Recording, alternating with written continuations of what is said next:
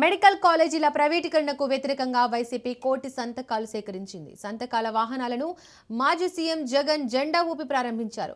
లోక్ భవన్లో గవర్నర్ను జగన్ కలవనున్నారు. సంతకాల పత్రాలను మాజీ సీఎం జగన్ గవర్నర్కు అందజేయనున్నారు.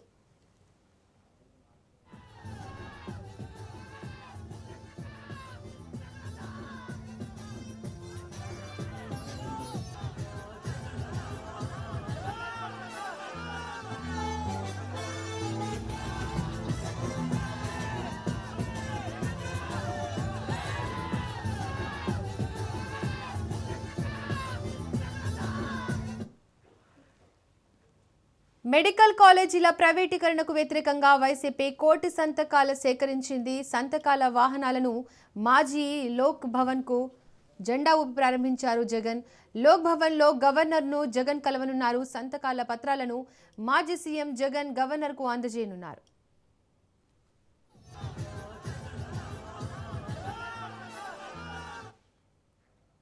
దీనికి సంబంధించి మరింత సమాచారం మా ప్రతినిధి రమేష్ అందిస్తారు. రమేష్, కోటి సంతకాల సేకరణను మాజీ సీఎం జగన్ జెండా ఊపి ప్రారంభించారు. దీనికి సంబంధించి డీటెయిల్స్ ఏంటి?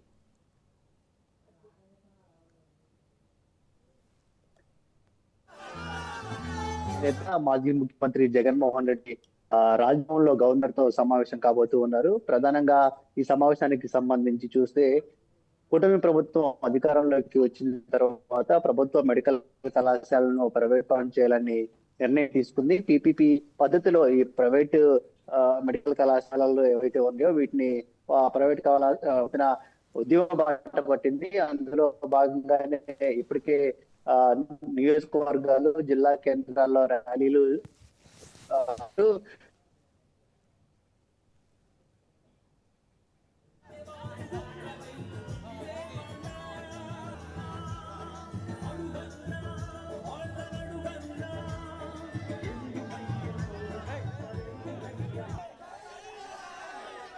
ఇంత పెద్ద కార్యక్రమాన్ని కూడా తీసుకోవడం జరిగింది. ఇప్పటికే కోటి సంతకాలకు సంబంధించిన వాహనాలు ఏవైతే ఉన్నాయో అవన్నీ కూడా పార్టీ కేంద్ర కార్యాలయానికి చేరుకున్నాయి. కొద్దిసేపటి క్రితమే మాజీ ముఖ్యమంత్రి జగన్మోహన్ రెడ్డి ఈ వాహనాలను జెండా ఊపి ప్రారంభించారు. ఈ వాహనాలన్నీ కూడా మరి కాసేపట్లో లోక్ భవన్ కి చేరుకుంటాయి. ఆ తర్వాత జగన్మోహన్ రెడ్డి పార్టీ నేతలతో కూడా ప్రస్తుతం సమావేశమయ్యారు. ఈ సమావేశంలో రాష్ట్రంలోని తాజా రాజకీయ పరిణామాలతో పాటు కోటి సంతకాల సేకరణ సందర్భంగా ప్రజల నుంచి ఏవైతే మద్దతు వచ్చిందో, స్పందన వచ్చిందో వీటిపైన కూడా చర్చిస్తున్నటువంటి పరిస్థితి కూడా ఉంది. ఇక సాయంత్రం 3 గంటలకు జగన్మోహన్ రెడ్డి తాడేపల్లి నివాసం నుంచి బయలుదేరతారు. విజయవాడలోని అంబేద్కర్ స్టాట్యూ దగ్గరికి వెళ్తారు. అంబేద్కర్ స్టాట్యూ దగ్గర ఆయనకు నివాళులు అర్పించిన తర్వాత అక్కడి నుంచి పాదయాత్రగా లోక్ భవన్ వరకు వెళ్తారు. లోక్ భవన్ లో 4 గంటలకు గవర్నర్ తో సమావేశం అవుతారు. ఈ సమావేశం సందర్భంగా కోటి సంతకాల సేకరణ, అంతేకాకుండా ప్రభుత్వ మెడికల్ కళాశాలను కూటమి ప్రభుత్వం ప్రైవేట్ పరం చేయడానికి తీసుకున్నటువంటి నిర్ణయానికి సంబంధించి వైఎస్ఆర్ కాంగ్రెస్ పార్టీ చేపట్టినటువంటి ఆందోళన కానీ, ఉద్యమాలను కానీ వాటన్నిటిని కూడా వివరించబోతూ ఉన్నారు. అంతేకాకుండా వైఎస్ఆర్ కాంగ్రెస్ పార్టీ హయాంలో ఏవైతే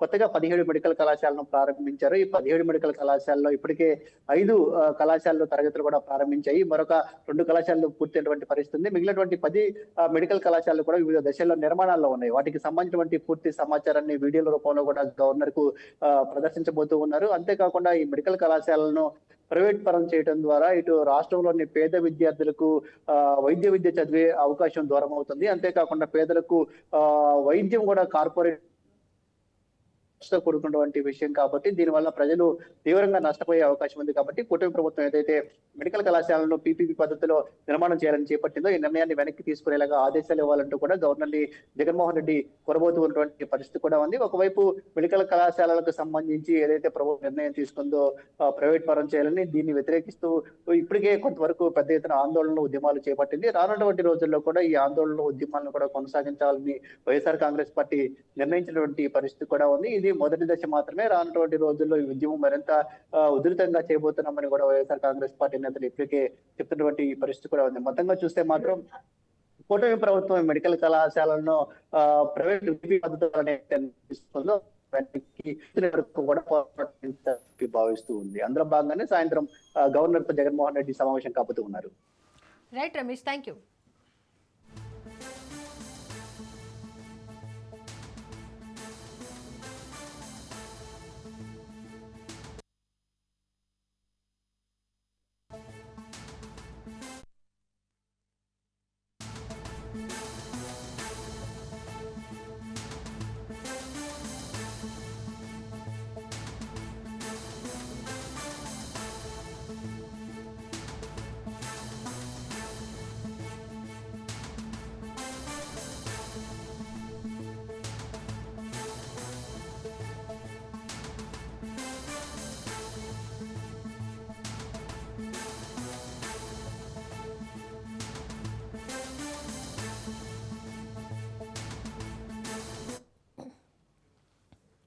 తిరుమలలో తమిళనాడు యువకులు అత్యుత్సాహం ప్రదర్శించారు. శ్రీవారి ఆలయానికి రాజకీయ నాయకుల చిత్రాలతో ఉన్న బ్యానర్తో హడావిడి చేశారు. సోషల్ మీడియాలో వీడియో వైరల్గా మారింది. జయలలిత, పళనిస్వామి ఫోటోలతో కూడిన బ్యానర్ విడుదల చేశారు. రాజకీయ బ్యానర్లను ప్రదర్శించిన యువకులపై చర్యలు తీసుకోవాలని భక్తులు డిమాండ్ చేస్తున్నారు.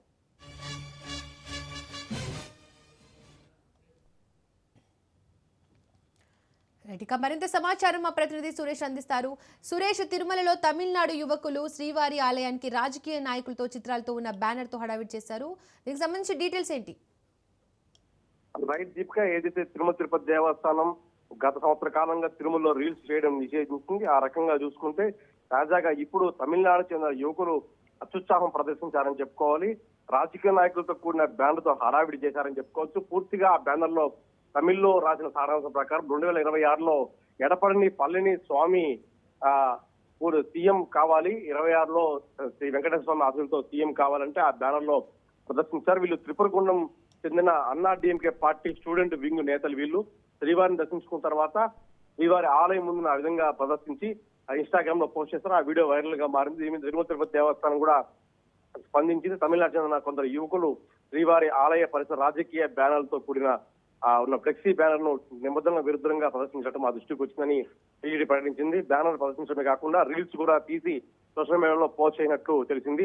సదరు వ్యక్తులపై చట్టపరమైన చర్యలు తీసుకోవడం జరుగుతుందని తిరుమల తిరుపతి దేవస్థానం స్పందించి ఖచ్చితంగా వారి మీద కేసులు కూడా నమోదు చేయాలని తిరుపతి చెందిన భక్తులు వాపోతున్నారు. తిరుపతిలో కూడా అలిపిరి తనిఖీ కేంద్రంలో పూర్తి స్థాయిలో తనిఖీలు చేయాలి, ఆ రకంగా తనిఖీ చేయమని కోరుతున్నారు. ఎందుకంటే పూర్తిగా నిబంధనలకు విరుద్ధంగా బ్యానర్ కావచ్చు, మరోవైపు రాజకీయ నాయకులు చిత్రపటాలు తీసుకెళ్లిన నిషేధం ఉంది. ఆ రకంగా తనిఖీలు క్షుణ్ణంగా చేయాలని భక్తులు డిమాండ్ చేస్తారు. Deepika. Right Suresh, thank you.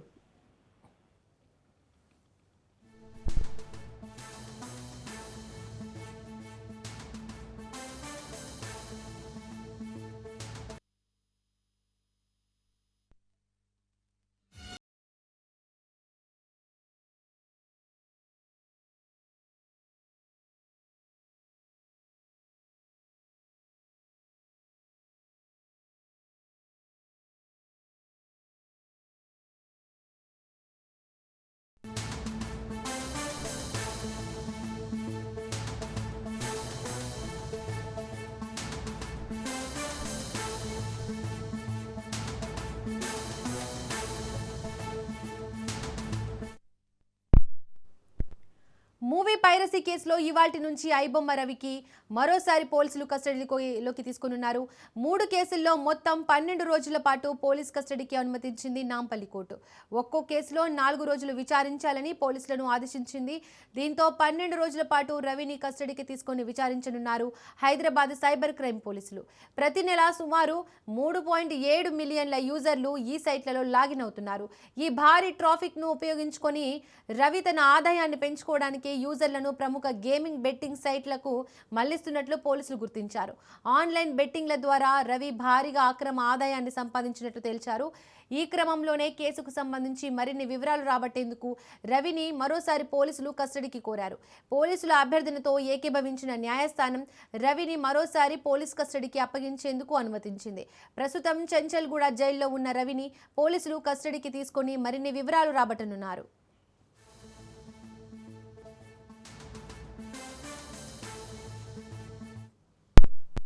Right, ఇక మరింత సమాచారం మా క్రైమ్ బ్యూరో చీఫ్ మధు అందిస్తారు. మధు, ఐబొమ్మ రవిని 12 రోజుల పాటు కస్టడీకి తీసుకున్నారు. ఈ కస్టడీలో ఎలాంటి విషయాలపై ఇన్ఫర్మేషన్ రాబట్టే అవకాశం ఉంది? డీటెయిల్స్ ఏంటి? ఒకసారి విచారించారు, ఇప్పుడు మరొకసారి విచారించబోతున్నారు. ఎందుకని ఆల్రెడీ ఒకసారి విచారించిన తర్వాత రెండోసారి విచారించడం వెనక ఉన్నటువంటి కీలకమైనటువంటి విషయాలు ఉన్నాయని చెప్పవచ్చు. ఎందుకు అనుకుంటే ఐబొమ్మ రవి కేవలం సినిమాకు సంబంధించినటువంటి పైరసీ చేయడం అనేది అందరికీ పైకి కనిపిస్తున్నటువంటి వ్యవహారం. కానీ సినిమా పైరసీ చేయడమే కాకుండా బెట్టింగ్ యాప్స్ ఏవైతే ఉన్నాయో ఆ బెట్టింగ్ యాప్లకు సంబంధించి ప్రమోషన్లు చేయడం, దానితో పాటు ఎవరైతే ఐబొమ్మలోకి వచ్చి సినిమాలు చూస్తూ ఉంటారో అలా సినిమాలు చూసేటటువంటి వారి వివరాలన్నింటినీ కూడా సేకరించి, అంటే ఒక వ్యక్తికి సంబంధించినటువంటి పర్సనల్ డేటా ఏదైతే ఉంటుందో ఆ పర్సనల్ డేటాను అంతటినీ కూడా అతను సేకరించి తన దగ్గర పెట్టుకోవడం. అది ఎందుకని, ఆ పర్సనల్ డేటాని ఐబొమ్మ రవి ఎందుకని తన వద్ద పెట్టుకోవాల్సి వచ్చింది అనేది ఇప్పుడు బయటికి రావాల్సినటువంటి విషయం. సో దాంతో పాటు ఇతను ట్రాన్సాక్షన్స్ జరిపినటువంటి బ్యాంక్ డీటెయిల్స్, దాంతో పాటు ఎవరెవరికి డబ్బులు పంపించాడు, ఎంత పంపించాడు, ఒక సినిమాను అతను పైరసీ చేసి సినిమా ద్వారా కూడా, అంటే సినిమా థియేటర్ లో సినిమా షూట్ చేసిన తర్వాత దాన్ని టెలిగ్రామ్ యాప్ ద్వారా ఐబొమ్మ రవికి పంపించినందుకు ఎవరైతే సినిమా తీశారో సినిమా తీసినటువంటి వ్యక్తికి ఇచ్చేటటువంటి అమౌంట్లు, వీటన్నిటి వెనుక ఒక టీం పనిచేసింది, ఐబొమ్మ రవి వెనుక ఒక టీం పనిచేసింది అనేటటువంటి అనుమానాలతో రంగంలోకి దిగినటువంటి పోలీసులు ఐబొమ్మ రవిని మరికొన్ని రోజుల పాటు విచారించబోతున్నారు. మొత్తం 4 కేసులు ఉన్నాయి. అందులో భాగంగానే 12 రోజుల పాటు ఐబొమ్మ రవిని అయితే విచారించబోతున్నారు. మొదటి రోజు ఈ రోజు 11 గంటలకు ఐబొమ్మ రవిని అదుపులోకి తీసుకుంటారు. మళ్ళీ ఈవినింగ్ 5 to 6 వరకు కూడా ఈ విచారణ కొనసాగుతుంది. ఆ తర్వాత మళ్ళీ గ్యాప్, మళ్ళీ అలా వరుసగా కూడా 12 రోజుల పాటు ఐబొమ్మ రవిని అయితే విచారించే అవకాశం కనిపిస్తుంది. Right Madhu, thank you.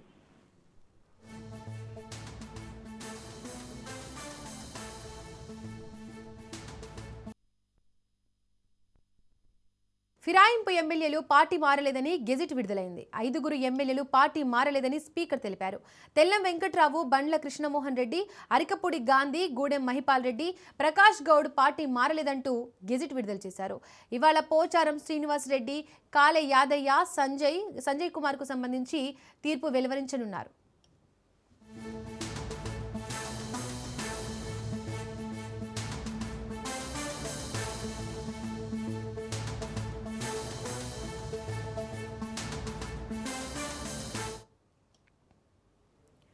Party ఫిరాయింపుల అంశంలో స్పీకర్ గడ్డం ప్రసాద్ కుమార్ సంచలన నిర్ణయం ప్రకటించారు. 5 ఎమ్మెల్యేలపైన దాఖలైన అనర్హత పిటిషన్లను డిస్మిస్ చేశారు.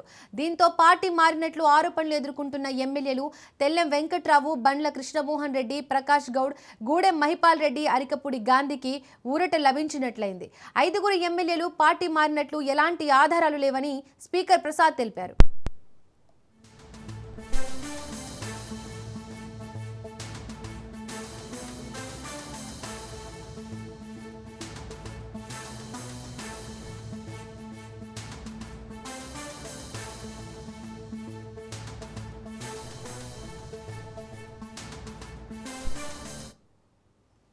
తెలంగాణ పంచాయతీ ఎన్నికల్లో కాంగ్రెస్ సత్తా చాటింది. మొదటి 2 విడతల్లో సుమారు 56% స్థానాలను గెలిచిన కాంగ్రెస్ 3వ విడతలోనూ అదే జోరు కొనసాగించింది. బుధవారం మొత్తం 4159 స్థానాలకు జరిగిన ఎన్నికల్లో కాంగ్రెస్ మద్దతుదారులు 2286 స్థానాలను గెలిచారు. బీఆర్ఎస్ 1142 స్థానాల్లో, బీజేపీ 242 స్థానాల్లో, ఇతరులు 479 స్థానాల్లో విజయం సాధించారు.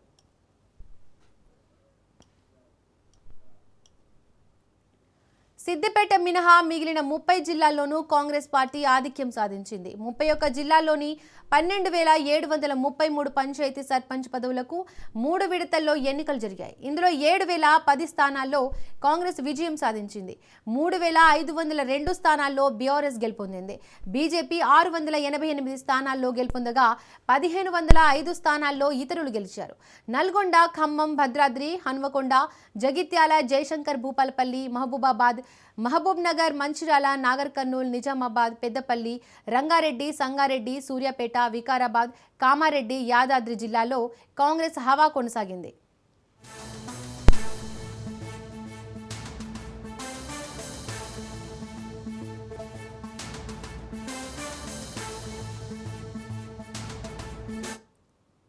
తిరుపతిలో ఓ దొంగ హల్చల్ చేశాడు. లేడీస్ హాస్టళ్లలోకి దూరి కలకలం రేపాడు. దీనికి సంబంధించిన దృశ్యాలు వైరల్ అవుతున్నాయి. హాస్టళ్లలో ఏర్పాటు చేసిన సీసీటీవీ కెమెరాల్లో దొంగోడి భాగోతం వెలుగు చూసింది. రాత్రిపూట లేడీస్ హాస్టళ్లలోకి చొరబడిన దుండగుడు సెల్ ఫోన్లు చోరీ చేశాడు. తిరుపతిలోని భవానీ సర్కిల్ సమీపంలో ఉన్న 2 హాస్టళ్లలో ఈ చోరీ జరిగింది. దొంగ రాత్రి సమయంలో హాస్టళ్లలోకి ప్రవేశించిన దృశ్యాలు సీసీటీవీ కెమెరాలో రికార్డయ్యాయి. ఈ ఘటనలో ఎస్వి పాలిటెక్నిక్ కళాశాలలో ఫైనల్ ఇయర్ చదువుతున్న విద్యార్థులకు సంబంధించిన ఫోన్లు దొంగతనానికి గురయ్యాయి. మరుసటి రోజు ఉదయాన్నే ఫోన్లు చోరీకి గురైనట్లు గుర్తించిన విద్యార్థులు సీసీ కెమెరాలను పరిశీలించారు. దీంతో దొంగ వ్యవహారం వెలుగు చూసింది. దీంతో ఫోన్లు చోరీకి గురయ్యాయంటూ తిరుపతి ఈస్ట్ పోలీసులను ఆశ్రయించారు. ఈ ఘటనలో కేసు నమోదు చేసుకున్న తిరుపతి పోలీసులు సీసీటీవీ ఫుటేజీ ఆధారంగా దొంగను గుర్తించే పనిలో పడ్డారు.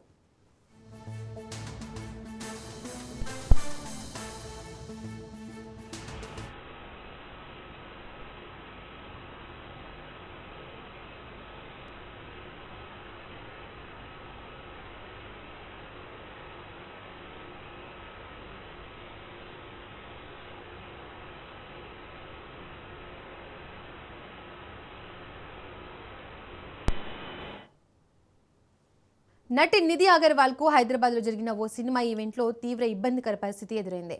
ది రాజా సాబ్ సినిమాలోని సహానా పాట విడుదల కార్యక్రమానికి ఆమె హాజరయ్యారు. కార్యక్రమం ముగిసిన తర్వాత తిరిగి వెళ్లేందుకు ప్రయత్నిస్తుండగా అభిమానులు ఒక్కసారిగా ఆమెను చుట్టుముట్టారు. దీంతో తీవ్రమైన తోపులాట జరిగి ఆమె కారు ఎక్కేందుకు కూడా వీలు లేకుండా పోయింది. ఈ ఘటనతో నిధి తీవ్ర ఆందోళనకు గురయ్యారు. అక్కడే ఉన్న బౌన్సర్లు ఎంతో కష్టపడి ఆమెను సురక్షితంగా కారు వద్దకు చేర్చారు.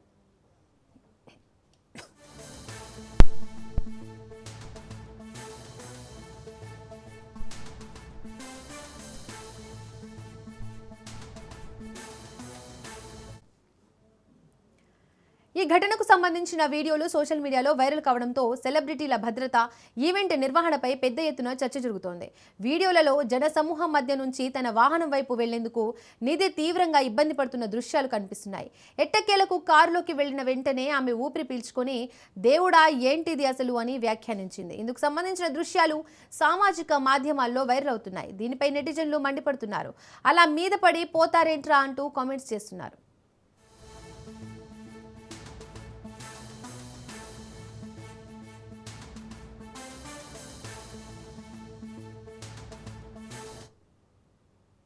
మద్యం మత్తులో చోటు చేసుకున్న ఘర్షణ ఓ వ్యక్తి ప్రాణం బలికొంది. ఈ ఘటన భద్రాద్రి కొత్తగూడెం జిల్లాలో చోటు చేసుకుంది. చర్ల రోడ్లోని వైన్ షాపుల ఎదుట మద్యం సేవించిన కొందరు యువకులు రవివర్మ అనే వ్యక్తిపై మారణాయుధాలతో పొడిచి తీవ్రంగా గాయపరిచారు. యువకుల దాడిలో తీవ్రంగా గాయపడిన రవివర్మను స్థానికులు భద్రాచలం ప్రభుత్వ ఆసుపత్రికి తరలించగా చికిత్స పొందుతూ రవివర్మ మరణించాడు. ఘటనపై కేసు నమోదు చేసిన పోలీసులు దర్యాప్తు చేపట్టారు.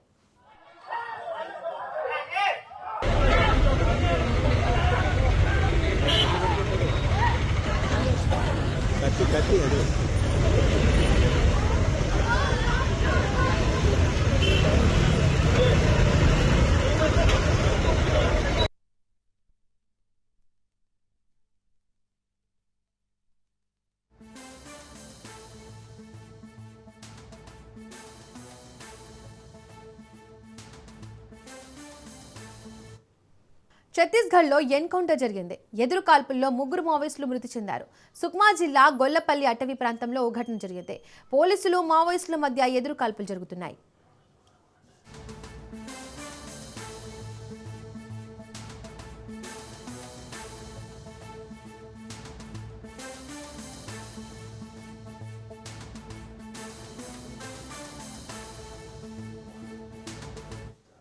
తెలంగాణ రాష్ట్రాన్ని చలిపులి వణికిస్తోంది. పలు జిల్లాల్లో ఉష్ణోగ్రతలు సింగిల్ డిజిట్కు పడిపోవడంతో ప్రజలు గజగజలాడుతున్నారు. రానున్న రోజుల్లో చలి తీవ్రత మరింత పెరిగే అవకాశం ఉందని వాతావరణ శాఖ హెచ్చరించింది. ముఖ్యంగా సంగారెడ్డి జిల్లాలోని కోహిర్ మండలం చలి గుప్పిట్లో చిక్కుకుంది. ఇక్కడ అత్యల్పంగా 7.3 డిగ్రీల ఉష్ణోగ్రత నమోదైంది. గత 15 రోజులుగా ఇక్కడ సింగిల్ డిజిట్ ఉష్ణోగ్రతలే నమోదవుతున్నాయి. సాధారణంగా ఏటా కొమరంభీం, ఆసిఫాబాద్ జిల్లాలో అత్యల్ప ఉష్ణోగ్రతలు నమోదవుతాయి. కానీ ఈసారి సంగారెడ్డి జిల్లా కోహిర్ రికార్డు స్థాయిలో ఉష్ణోగ్రతలు పడిపోతున్నాయి. సిద్దిపేట జిల్లా పోతిరెడ్డిపేటలో 9.2 డిగ్రీలు, మెదక్ జిల్లా దామరంచలో 10 డిగ్రీల కనిష్ట ఉష్ణోగ్రతలు నమోదయ్యాయి. ప్రజలు అప్రమత్తంగా ఉండాలని వైద్యులు సూచిస్తున్నారు.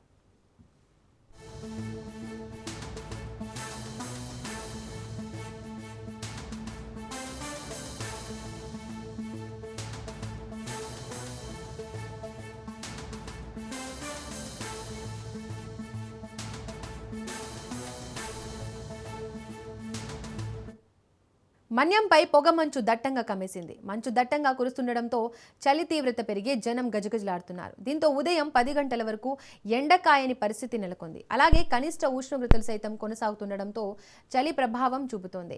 తెల్లవారుజాముల నుంచే దట్టమైన మంచు కమ్ముకోవడంతో వాహనదారులు, ప్రయాణికులు తీవ్ర ఇబ్బందులు ఎదుర్కొంటున్నారు.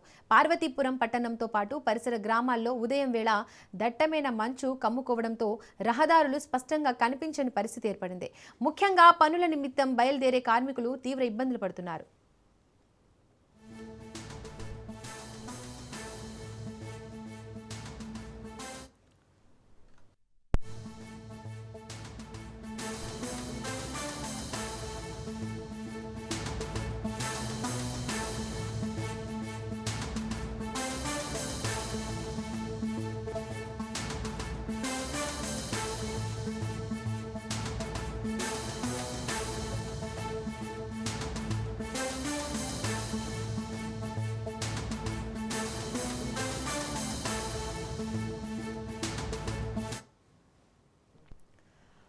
హైదరాబాద్ గాంధీ భవన్ దగ్గర భారీగా పోలీసులు మోహరించారు. నేషనల్ హెరాల్డ్ కేసులో సోనియా రాహుల్ పై ఈడీ తప్పులు కేసులు పెట్టిందని కాంగ్రెస్ ఆగ్రహం వ్యక్తం చేసింది. బీజేపీ ఆఫీసుల ముట్టడికి ఏఐసీసీ పిలుపునిచ్చింది. నిరసనలో టీపీసీసీ చీఫ్ మహేష్ గౌడ్ పాల్గొననున్నారు. నాంపల్లి బీజేపీ ఆఫీసు ముట్టడి నేపథ్యంలో భారీగా బందోబస్తు ఏర్పాటు చేశారు.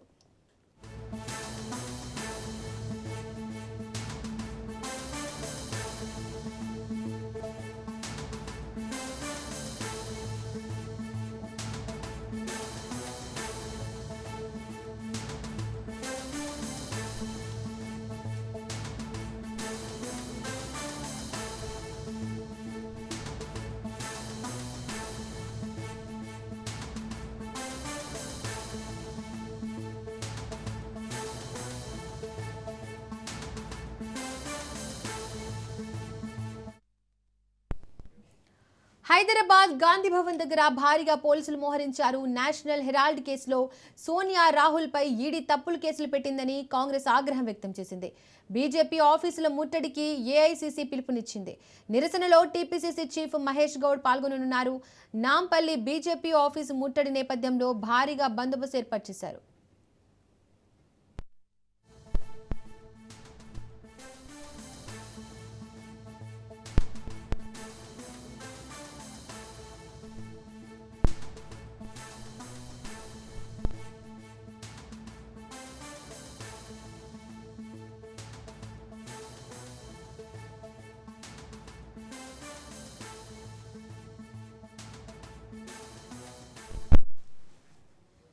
రైట్, ఇదే అంశానికి సంబంధించి మోర్ డీటెయిల్స్ మా ప్రతినిధి రాజు గాంధీ భవన్ నుంచి అందిస్తారు. రాజు, నేషనల్ హెరాల్డ్ కేసుకు సంబంధించి కాంగ్రెస్ పార్టీ అగ్రనేతలను సోనియా గాంధీని అదేవిధంగా రాహుల్ గాంధీని కేంద్రంలో ఉన్నటువంటి బీజేపీ ప్రభుత్వం ఇబ్బందులకు గురిచేస్తుందని చెప్పేసి ఏదైతే మొదటి నుంచి కూడా కాంగ్రెస్ పార్టీ ఆరోపిస్తూ ఉందో ఈ నేపథ్యంలోనే ఢిల్లీ ప్రత్యేక కోర్టు కూడా ఇటీవల ఈ యొక్క కేసును తోసిపుచ్చడం జరిగింది. దీనికి సంబంధించి వాళ్ళిద్దరికీ కూడా ప్రస్తుతం అయితే ఊరట లభించిందని చెప్పేసి కూడా కాంగ్రెస్ వర్గాలు చెప్తా ఉన్నాయి. ఇన్ని రోజులు కూడా కాంగ్రెస్ పార్టీ అగ్రనేతలను కేంద్రంలో ఉన్నటువంటి బీజేపీ పార్టీ ఇబ్బందులకు గురిచేసింది. కావాలని రాజకీయ కక్షే తప్ప ఇందులో ఎట్లాంటి మనీ లాండరింగ్ లేదు అని చెప్పేసి కూడా మొదటి నుంచి వాళ్ళు ఏదైతే చెప్తా ఉన్నారో, సో ఈరోజు అదే నిజమైందని చెప్పేసి కూడా కాంగ్రెస్ పార్టీ నేతలు చెప్తా ఉన్నారు. ఏఐసీసీ పిలుపు మేరకు ఈరోజు దేశవ్యాప్తంగా కూడా బీజేపీ ఆఫీసులో ముట్టడి కార్యక్రమం జరుగుతుంది. తెలంగాణలో కూడా ఇట్లాంటి ఏదైతే బీజేపీ ఆఫీసులో ముట్టడి కార్యక్రమం జరగబోతా ఉంది మరి కాసేపట్లో. దీనికి సంబంధించి మనతో పాటు మాట్లాడేందుకు ఏదైతే టీపీసీసీ ఏదైతే మీడియా కమిటీ చైర్మన్గా ఉన్నటువంటి సామ రామ్మోహన్ రెడ్డి గారు ఉన్నారో ఆయనతో మాట్లాడే ప్రయత్నం చేద్దాం. అసలు చెప్పండి, ఈరోజు మీరు తీసుకున్న ఇనిషియేటివ్ ఏంది, అసలు దీనికి సంబంధించి నేషనల్ హెరాల్డ్కి సంబంధించి మొదటి నుంచి కూడా మీరు ఆరోపిస్తున్న దాంట్లో సో వాస్తవం ఉన్నట్టేనా? ఇప్పుడు 2014 బీజేపీ అధికారంలోకి వచ్చినప్పటి నుంచి ఇప్పటిదాకా కూడా నేషనల్ హెరాల్డ్ కేసు అని మనందరం వింటా ఉన్నాం. అసలు నేషనల్ హెరాల్డ్ అనేటటువంటి పత్రిక భారతదేశానికి స్వాతంత్రం తీసుకొని రావడంలో అతి క్రియాశీలకంగా పనిచేసినటువంటి పత్రిక ఉండే. అంతటి కాంట్రిబ్యూషన్ చేసినటువంటి పత్రిక ఈరోజు జీతాలు ఇవ్వలేనటువంటి పరిస్థితిలో ఉన్నప్పుడు కాంగ్రెస్ పార్టీ దాన్ని కాపాడేటటువంటి ప్రయత్నం చేయడము, జీతాలు ఇచ్చే విధంగా దానికి డబ్బులు సమకూర్చడం జరిగింది. తీసుకోవడం కాదు, సమకూర్చడం జరిగింది. అది కూడా ఏంటిది, దాని మీద ఎట్లాంటి లాభాపేక్ష లేకుండా. కానీ బీజేపీ వచ్చిన తర్వాత దాంట్లో ఏదో డొల్లతనాలు జరిగిపోయినాయి, ఏవో కుంభకోణాలు జరిగిపోయినాయి అనేటటువంటిది ఏం జరగలేదని తెలిసినప్పటికీ ప్రతిపక్షాల మీద రాజకీయంగా అధికార దుర్వినియోగం చేసి స్వతంత్ర దర్యాప్తు సంస్థ అయినటువంటి ఈడీని ప్రయోగించి చిట్టి మీద పేర్లు రాసిస్తే నాయకులను ఈడీ ఆఫీసుల కాడికి పిలిపించుకొని 50 గంటల పాటు మానసికంగా వాళ్ళని ఇబ్బంది పెడుతూ అడిగిన ప్రశ్నలే అడుగుకుంటూ ఏం లేకపోయినా ఏదో జరుగుతుంది లేకపోతే ఏదో జరిగింది అనేటటువంటి ప్రజల్ని నమ్మించేటటువంటి ఒక అబద్ధాన్ని బీజేపీ చాలా అందంగా ఈడీని వాడుకొని చేసే ప్రయత్నం చేసిందో దాన్ని ఢిల్లీ రాస్ అవెన్యూ కోర్టు మన ఈసీఐఆర్ని బేస్ చేసుకొని మరి ఈడీ ఛార్జ్ షీట్ వేస్తే అసలు ఎఫ్ఐఆర్ఏ లేనటువంటి కేసులో ఈడీ ఎట్లా విచారణ చేస్తుందని అడిగింది. Simple question.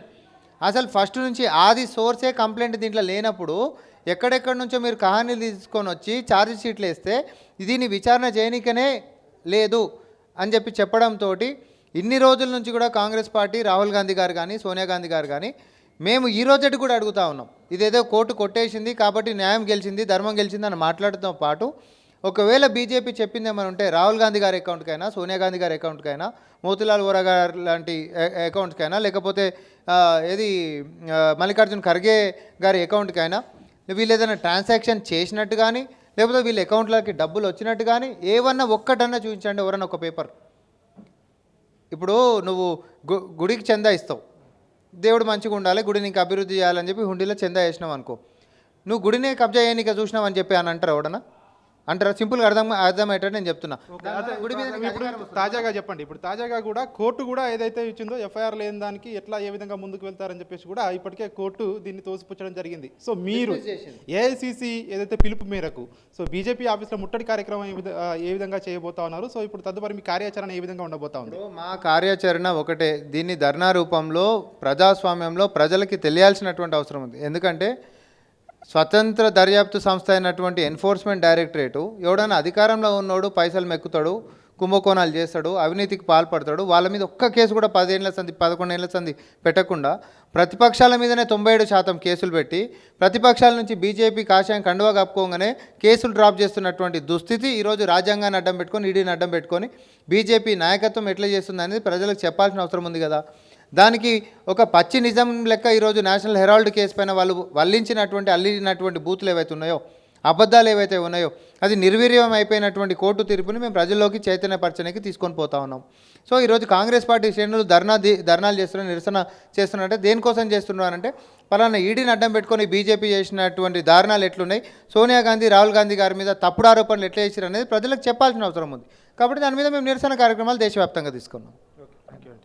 సో ఇది కాంగ్రెస్ నేతలు చెప్తా ఉన్నారు. మరి కాసేపట్లోనే గాంధీ భవన్ నుంచి టీపీసీసీ అధ్యక్షుడు మహేష్ కుమార్ గౌడ్ ఆధ్వర్యంలో తెలంగాణ రాష్ట్ర బీజేపీ కార్యాలయానికి ర్యాలీగా వెళ్ళబోతా ఉన్నారు. నేషనల్ హెరాల్డ్ కేసులో ఇన్ని సంవత్సరాలు కూడా కాంగ్రెస్ పార్టీ అగ్రనేతలకు ఇబ్బందులకు గురి చేశారు. ఇందులో ఎట్లాంటి అవినీతి జరగకపోయినప్పటికీ కూడా కావాలని రాజకీయ కక్షతోటే కాంగ్రెస్ పార్టీ అగ్రనేతలకు ఇబ్బందులకు గురి చేశారు. ఇది కోర్టు కూడా దీన్ని రౌస్ అవెన్యూ కోర్టు డిస్మిస్ చేయడం జరిగింది. సో ఈ నేపథ్యంలోనే ఇవన్నీ విషయాలు ప్రజలకు తెలిసేందుకు కాంగ్రెస్ పార్టీ దేశవ్యాప్తంగా కూడా చేపట్టినటువంటి కార్యాచరణలో భాగంగా మరి కాసేపట్లోనే తెలంగాణలో ఏదైతే గాంధీ భవన్ నుంచి బీజేపీ ఆఫీస్కు ర్యాలీగా మరి కాసేపట్లో వెళ్ళబోతా ఉన్నారు. Right Raju, thank you.